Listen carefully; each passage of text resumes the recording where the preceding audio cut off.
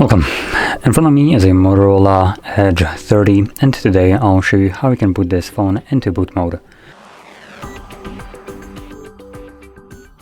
So to get started, you want to hold the power key and select power off. Once your phone turns off, hold power key and volume down at the same time.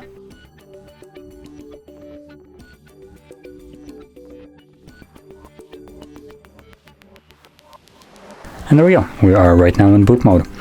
So in here you can navigate using the volume keys, as you can see also shown here, and power key will confirm whatever is visible right here. So start takes you back to Android. We have restart bootloader, which basically does nothing because it just brings us back here. Recovery mode takes us to obviously recovery mode. Power off turns off the device, and bootloader logs just shows us some logs, barcode, and we're back to start.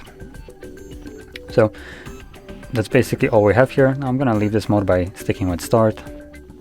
So there we go. Now it's gonna reboot the device and bring me back to the Android system. Hello, Moto. And as you can see, there we are.